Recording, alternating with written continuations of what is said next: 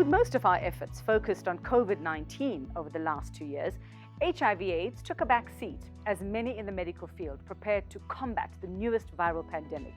And despite significant progress in the fight against the deadly disease, HIV certainly has proven to be much harder to eradicate. But perhaps things are about to change with the introduction of a relatively new prophylactic medicine called PrEP, or pre-exposure prophylaxis. On Health Matters today, we take a closer look at PrEP and explore whether it just might be the answer to our almost 50-year battle with HIV/AIDS.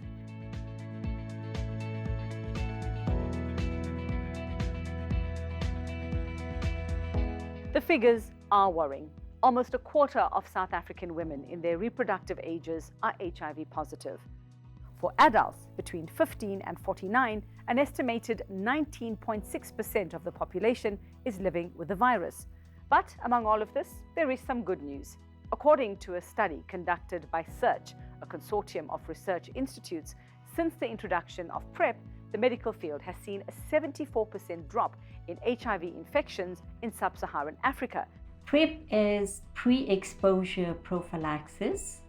So what that really means is treatment we give to HIV negative people who wish to continue to remain HIV negative.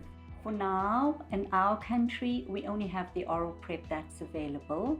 And that oral PrEP is when we combine two drugs together and we give it to you as one drug, Truvada, which you take once every day for as long as you need it. At this point, many of us might be thinking, this sounds too good to be true. There must be a downside. And if PrEP is effective or strong enough to prevent something like HIV infection, there must be side effects. PrEP is absolutely 100% effective in preventing HIV transmission. So if you come into my rooms, the first thing I would do is do a rapid test on you and make sure you're HIV negative. And then I will back that up with a second test where I will do an ELISA. And at the same time, I'll also do a creat to monitor your kidneys. And if I get them both come back to me and they're normal, we will start you on PrEP straight away.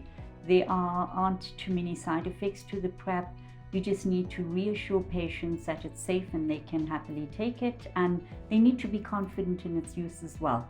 PrEP has swept the globe, with more and more countries seeking out the life-saving medication. But it seems like South Africans are still largely unaware of it. I just don't think we educate people enough. And I must say that if you come into my practice, I find that the little bit of education you give to patients at the start is the most important thing of everything. Because the minute you enlighten them as to what to do, how to do, when to do it, and why they're doing what they do, they take their health into their own hands. And we, in a funny way, just give patients treatment and no one educates or discusses anything with them. And I think if we changed our views and pushed in education more than as much as we push our ARVs and our medication, we'll see things completely differently. With everything we've heard about pre-exposure prophylaxis, it does seem like it could be a game changer in the fight against HIV. Everyone who tests positive needs to be on ARVs, and now we know we're in the test and treat era. So everyone needs to be on ARVs. Within 2 or 3 months, your viral load is undetectable. And if your viral load is undetectable, means you're as good as anyone who's HIV negative. Not only do you have the virus zapped for yourself, but you're not going to transmit that virus to any baby or any partner. And the U equals U is absolutely solid. Undetectable is untransmittable. And this is why in this day and age, we shouldn't be talking about whether you have HIV or not. We should be teaching each other what is your viral load.